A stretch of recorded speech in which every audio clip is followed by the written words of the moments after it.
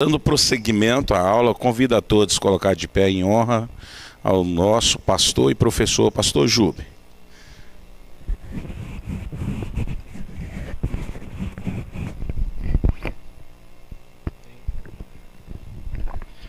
Irmãos, o texto que a gente vai ler agora é outro texto, que a gente vai falar sobre a igreja e missão.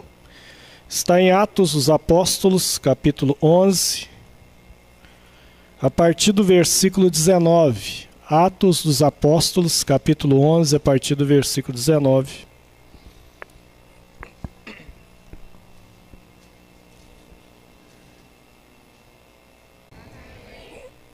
Então, os que foram dispersos por causa da tribulação que sobreveio a Estevão, se espalharam até a Fenícia, Chipre e Antioquia, não anunciando a ninguém a palavra, senão somente aos judeus. Alguns deles, porém, que eram de Chipre e de Cirene, e que foram até Antioquia, e falavam também aos gregos, anunciando-lhes o evangelho do Senhor Jesus. A mão do Senhor estava com eles, e muitos, crendo, se converteram ao Senhor.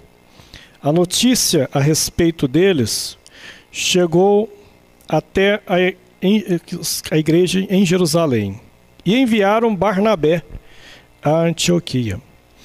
Tendo ele chegado e vendo a graça de Deus, alegrou-se e exortava a todos que com firmeza de coração permanecessem no Senhor, porque era homem bom, cheio do Espírito Santo e de fé.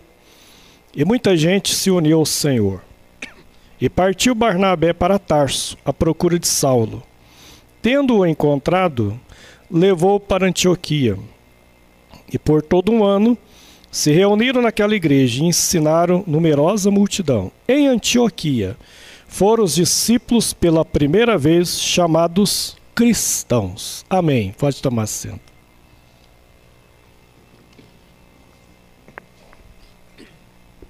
Quando chega o Novo Testamento, surge o ministério profético de João Batista e logo vem o ministério de Jesus.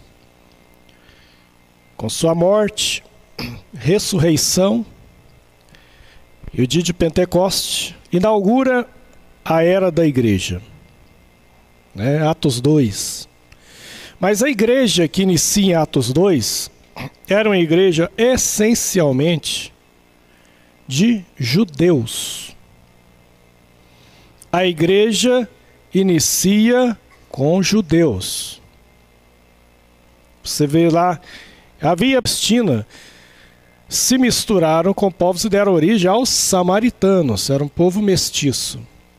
As duas tribos, Judá e Benjamim, que formou o reino de Judá, foi para a Babilônia e voltou. E ocorreu um milagre aí, porque eu falei para vocês que no livro de Juízes, de Reis, a vida do povo de Israel era um tobogã, não era? Sempre eles voltavam para os ídolos. Pois é, Deus leva eles para a Babilônia e eles são curados da idolatria no cativeiro babilônico. Olha o que Deus faz. Quando eles saem da Babilônia, eles não são mais idólatras. O povo de Israel não é mais idólatra. Ou seja, Deus tem um remédio certo para cada um. Às vezes até amargo para algumas pessoas, mas no final dá certo. Eles constroem sinagogas, que eles não tinham templo, depois é erguido novamente, Zorobabel, Neemias. Esse templo vai ser profanado por Antíoco Epifânio, e depois ele vai ser restaurado de novo, a época dos Macabeus. O livro dos Macabeus não está na nossa Bíblia, está na Bíblia Católica. Não é um livro considerado inspirado, mas é um livro histórico. E quando chega os dias de Jesus, o templo que havia lá era o templo que Herodes havia restaurado e embelezado. Segundo alguns historiadores, ficou até mais bonito e maior do que o templo de Salomão. A igreja que inicia é de judeus, então era uma igreja que não tinha templo. Aquele templo de Atos 2, todos os dias estavam no templo e nas casas, era o templo judaico. Eles eram judeus. A igreja ficou 300 anos sem templos, se reunindo em casa, porque havia perseguição. Então, quando chega Atos capítulo 8, ela começa a sair. A ordem de Jesus em Atos 1 e 8 era: recebereis a virtude do Espírito Santo e ser-me-eis testemunhas. Primeiro, em Jerusalém, depois Samaria, depois de toda a Judéia. E até onde? Até os confins da terra. Essa era a missão. Quem não cumpriu a missão no Antigo Testamento? Foi chamado para ser uma nação missionária e não cumpriu? Quem? Israel. Hoje, quem é o povo missionário? A igreja. A igreja. E olha, isso é muito sério. As portas do inferno prevalecerão contra a igreja, é verdade. Mas igrejas fecham, igrejas morrem quando não cumpre sua missão. Em Apocalipse, Jesus adverte a igreja de Éfeso: olha, se vocês não se arrependerem, eu vou mudar o seu castiçal do lugar.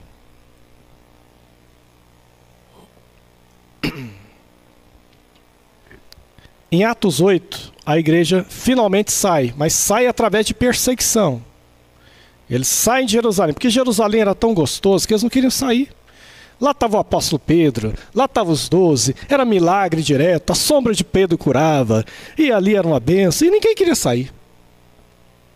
Ah, aqui é gostoso demais, vamos ficar aqui. Aí vem uma perseguição, aí eles, por livre e espontânea pressão, vão para Samaria, que era um povo mestiço. Eles até hoje têm os samaritanos, eles seguem apenas o Pentateuco, eles têm os rituais deles. Jesus foi o primeiro que quebrou estigma entre eles quando pregou para a samaritana. Aquilo foi um choque. Ela mesma estranhou: oh, mas o senhor é judeu, eu sou samaritana. A questão do sexismo: o senhor é homem, eu sou mulher, e o senhor está conversando sozinho comigo. E Jesus abandona todas aquelas polêmicas e vai direto para a necessidade espiritual dela. Olha, eu estou te pedindo água, mas eu também tenho uma água para dar. Se você tomar da água que eu te oferecer, você nunca mais terá sede. A mulher já esqueceu todas as polêmicas, já com 30 anos. Aí 2 discípulos de Jesus, os filhos do trovão, fizeram uma proposta estranha para Jesus. Porque Jesus fez que ia passar e não passou. Eles ficaram com raiva. E os discípulos de Jesus tomou as dores e chega para Jesus e falou: Senhor, nós estamos aqui pensando aqui na unção de Elias agora. Nós estamos pensando na unção de Elias aqui. O senhor quer que a gente decreta aqui, e igual Elias mandou fogo descer do céu, a gente ora aqui e manda fogo descer do céu sobre esse povo? É umas orações esquisitas, né? Então os crentes têm esse negócio aí: ó, cuidado, aí como Jesus vai te pegar na esquina. Aí que é isso? Aí Jesus, né, virou o quê? Cangaceiro? Que negócio é esse? E Jesus é esse? Vamos orar e mandar fogo do céu aqui, Jesus? Consumir igual a Elias? Aí Jesus falou: vocês não sabem que espírito sois. O Filho do Homem não veio na terra para destruir a alma dos homens, é para salvar. E agora chega Filipe, o diácono Filipe, em Atos 8, ele chega em Samaria, começa a pregar, fazer cruzada, e pessoas se convertem aos montões. A Bíblia diz que enfermos eram curados, endemoniados eram libertos, e ele começou a batizá-los. A igreja de Jerusalém fica sabendo, manda Pedro e João lá, eles vão e veem que ali era a obra de Deus. Ele fala: vamos orar para esse povo. Impõe as mãos e eles recebem o Espírito Santo. Mas faltavam os pagãos. A igreja não estava indo, porque os samaritanos eram meio judeus. Então faltava o Senhor Jesus converter um homem que seria essencial para essa missão. e Jesus vai converter o homem que era o perseguidor da igreja. O homem que estava promovendo aquela perseguição é justamente o endereço certinho que Jesus foi. A conversão de Saulo em Atos capítulo 9 é um dos eventos mais extraordinários da história do cristianismo.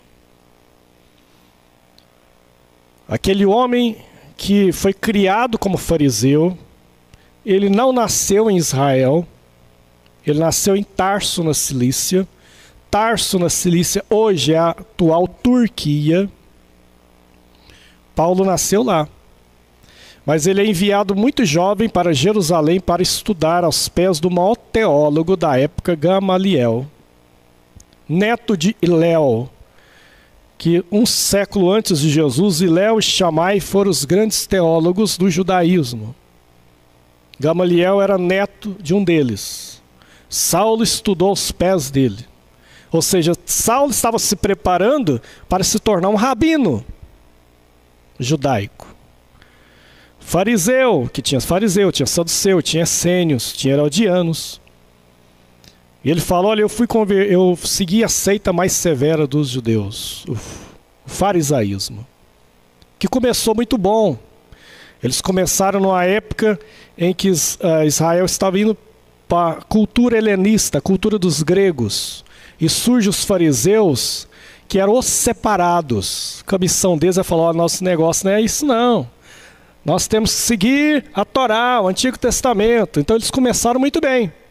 Mas com o tempo, eles se tornaram tão letristas, tão literatos, que eles estavam matando em nome de Deus, pela Bíblia.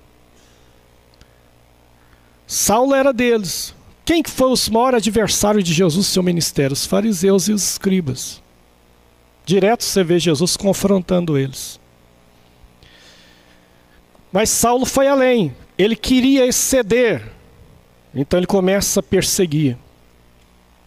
Quando ele vai para Damasco, que é a atual Síria, Jesus encontra com ele na estrada de Damasco. E ele leva um susto. Cego, ele pergunta, quem é o Senhor? Cego depois de ter visto Jesus. E ele fala, eu sou Jesus a quem tu persegues. E Deus chega para um crente nominal, um crente anônimo. Anônimo assim, que ele não tinha um cargo importante na igreja. Era um membro da igreja lá em Damasco, Ananias. E Jesus chega para ele e fala, Ananias, ele diz, sim Senhor, tem uma missão para você. Quero que você vá num endereço que eu vou te dar. Você vai nesse endereço, você vai orar por uma pessoa. Ah, sim, Senhor, pois não. Qual endereço? A rua direita, porque Jesus sabe o nosso endereço. Ele sabe onde a gente mora. Ele sabe a sua história de vida. Ele conhece os seus traumas. Ele conhece os seus medos. Ele conhece suas virtudes e seus defeitos. Eu quero que você vá orar para uma pessoa assim. Quem é ele? É um homem que chama Saulo, de Tarso. Ele falou, Senhor, por um acaso, esse Saulo não é... Esse nome Saulo era muito comum. Saulo era o Shaul, em homenagem ao rei Saul. Então havia muitas pessoas que tinham esse nome. Esse Saulo aí, porventura, não é aquele famoso não, né? É algum comum aí, que tem um famoso aí, que todo mundo tem medo. Não é esse não, né, Senhor? Ele falou, é esse mesmo. Senhor, esse homem é um terror. É um terror da igreja. O que o senhor quer que eu vou lá? É o meu fim? Não, eu já tive um encontro com ele. Você vai encontrar um homem mudado. Eu me encontrei com ele. Ele é para mim um vaso escolhido. E Ananias já chega chamando Saulo de irmão. Irmão Saulo, o Senhor Jesus que te apareceu em Damasco me enviou aqui, para que tornes a ver e seja cheio do Espírito Santo. E a primeira coisa que Deus tinha que mudar para o evangelho chegar a nós, que não somos judeus, gentios, era mudar a mentalidade dos crentes da época. É duro isso, não é? Tem vezes que Deus quer fazer alguma coisa, Mas para a sua igreja fazer, Deus tem que primeiro mudar a mentalidade do seu povo. E Deus vai logo num dos líderes da igreja, que era Pedro. Aparece para um pagão, um romano, militar, que gostava de dar esmolas, chamado Cornélio. Como prova, ele era temente a Deus, então como ele frequentava a sinagoga, certamente. Mas como simpatizante do judaísmo. Um anjo aparece para ele, fala: tuas orações e esmola foi ouvido diante de Deus. Você vai chamar um homem chamado Simão, tem sobrenome Pedro. É conhecido como Pedro. Ele está em Jope, na casa do xará dele, Simão Curtidor. Vai lá. Ele manda 2 soldados. Enquanto os soldados estão vindo, o Espírito Santo começa a falar com Pedro. Dá uma visão para ele, com um lençol cheio de animais, imundos, perante a lei. E a ordem é: mata e come. Ele falou: eu não. Nunca comi. Coitado do Pedro. Não sabia o que era uma linguicinha de porco, uma suã. Era privado dessas coisas aí. Senhor, nunca comi nada imundo. 3 vezes o lençol vinha e voltava. Ele sem entender a visão. Até que chega 2 romanos, soldados lá. Aqui está hospedado um homem chamado Simão Pedro? Sim, está. O anjo chega e fala: é esse, pode descer. E Pedro já desce o terraço, estava esperando a hora do almoço. Fala: sou eu. E chega na casa de Cornélio. A casa daquele pagão estava cheia. Ele convidou os parentes, convidou os vizinhos. Não é para menos, o homem não é crente. Recebe a visita de um anjo. Manda chamar um homem, chama Pedro. Aí ele vai pensar que esse homem é do outro mundo. Pedro chega a ver aquela casa cheia. Aí a mente dele se abre. Ele fala: agora eu entendi. A visão não era sobre animais. A visão era sobre pessoas que nós consideramos imundos, que nós consideramos como não dignos do Evangelho. Ele fala: olha, eu estou aqui.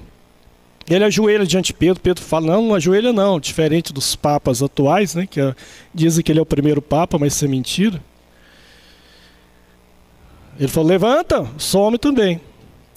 Ele falou: estamos aqui para ouvir tudo quanto Deus te é mandado. E ele falou: olha, vocês bem sabem que a gente não se reúne com pagãos. Mas Deus me mostrou que a ninguém chama de imundo. E começou a pregar uma pregação curtinha, que está em Atos capítulo 10. A pregação dele é curtinha. Ele não faz apelo. Quem quer aceitar Jesus, o Espírito Santo não deixa ele nem fazer apelo. O Espírito Santo não deixa ele fazer apelo. Antes, enquanto ele estava pregando, de repente Pedro começa a ouvir o povo chorar, falar em línguas e a profetizarem. Mas o povo não crente. Como assim o Espírito Santo caiu sobre eles? Abriu a mente deles de uma tal forma, e o coração, que já batizou eles com o Espírito Santo. Pedro ficou atônito. Ele tinha uns obreiros junto com ele. Como Pedro sempre foi muito impulsivo, desde os dias de Jesus, ele falou: vou batizar esse povo. E batizou. E a notícia chegou para a diretoria da igreja em Jerusalém. A hora que Pedro chegou em Jerusalém, o porteiro da igreja falou: Pedrão, na intimidade aqui, meu irmão, o que você fez de errado? O negócio não está bom para você aqui não. Diz que a diretoria está ali reunida, quer falar com você, o clima não está dos melhores. A hora que Pedro chega lá, o pessoal inquire mesmo: ô irmão Pedro, a gente ouviu falar que o irmão se reuniu com um pagão, comeu com um pagão, e pior, batizou os pagãos. É verdade? Ele falou: é verdade. Mas como que o irmão fez isso? Não, é o seguinte, aí Pedro conta a história, e aí Pedro, muito inteligente, no final fala o seguinte, fala: ó, enquanto eu estava pregando, o Espírito Santo caiu sobre eles. Como a nós no princípio, no dia de Pentecoste. Então eu pensei a seguinte coisa: se Deus, olha só o que Pedro argumentou, deu a eles o Espírito Santo como a nós, então quem era eu um ser humano para negar a eles a água do batismo. Acabou a reunião, não tinha discussão. Hein? Como é que vai argumentar um negócio desse? Mas era Deus trabalhando já. Aí uns crentes anônimos, em capítulo 11, saem e começam a pregar em Antioquia, que era uma grande cidade do Império Romano. Primeiro eles pregaram só para judeus, e depois alguns começaram a pregar para os pagãos, eles se convertem. A notícia chega em Jerusalém, eles mandam Barnabé, era um homem de Deus, um homem bom, um homem pacífico. Chega, ele vê que é obra de Deus, mas vê que é uma obra grande, que ele sozinho não dava conta. E ele lembrou que um dia ele conversou com um homem que falou que tinha uma chamada para pregar para os gentios, Saulo. Quando Saulo se converteu, ele pregou em Damasco, saiu fugido, ficou 3 anos na Arábia, certamente lendo no deserto todo o Antigo Testamento, e começava a ver Jesus em todo o Antigo Testamento. Ele que antes era contra Jesus, agora ele estava vendo Jesus em tudo. Ele via Jesus no Gênesis, ele é a semente da mulher. Ele via Jesus no Êxodo, ele é o Cordeiro Pascual. Ele via Jesus no Levítico, ele é o sacrifício expiatório. Ele via Jesus em Deuteronômio, ele é um profeta maior do que Moisés. Ele via Jesus em Josué, ele é o príncipe dos exércitos do Senhor. Ele via Jesus em Juízes, ele é o nosso libertador. Ele via Jesus em Ruth, ele é o nosso parente chegado, remidor. Ele via Jesus em Samuel, Reis e Crônicas, ele é o rei prometido. Ele via Jesus em Esdras, em Neemias, ele é o restaurador de Deus. Ele via Jesus em Esther, ele é o nosso Mardoqueu. Ele via Jesus em Jó, ele é o Redentor que vive. Ele via Jesus no Salmo, ele é o nosso pastor, nada nos faltará. Ele via Jesus em Provérbios e Eclesiastes, ele é a sabedoria de Deus. Ele via Jesus em Cantares, ele é o nosso amado da nossa alma. Ele via Jesus nos profetas, Isaías a Malaquias, ele é maravilhoso, Deus forte, Pai da eternidade, Príncipe da paz, a raiz de Jessé, o desejado das nações, o sol da justiça. Ele via Jesus em tudo. Entendeu? Foi para Jerusalém, ficou só 15 dias lá e sumiu para Tarse, cerca de 14 anos, é os anos ocultos do ministério de Paulo, que ninguém sabe o que ele fez. Foi na cidade dele. E se não é Barnabé buscar ele aqui no versículo 25 do capítulo 11, ele tinha ficado por lá e a gente nunca ia saber de Paulo. E ele falou, olha, tem uma obra que é grande, eu preciso de ajuda. E um dia eu conversei com um homem que falou que tinha uma chamada para os gentios. E ele vai lá atrás de Paulo. E é essa igreja, no capítulo 3, que vai enviar ele e Barnabé como missionários na primeira viagem missionária. A igreja cresce extraordinariamente nos primeiros 100 anos da história da igreja. O Novo Testamento estava sendo escrito. A igreja começa sem Novo Testamento. Os primeiros 30 anos da igreja não tinha nada escrito. Era só oral. Transmissão oral. O Evangelho de Marcos é o primeiro a ser escrito, lá no final da década de 50. Lucas e Mateus no ano 65, mais ou menos, depois de Cristo. E João, lá pelo ano 85. As epístolas de Paulo foram escritas primeiros que o Evangelho, porque a primeira epístola de Paulo é a 1 Tessalonicenses, foi escrita, é o primeiro livro do Novo Testamento. É a primeira, em cronologia, é a 1 Tessalonicenses, escrito no ano 52, depois de Cristo. O Apocalipse último, escrito no ano 95, 96, depois de Cristo. O cânon do Novo Testamento estava sendo composto.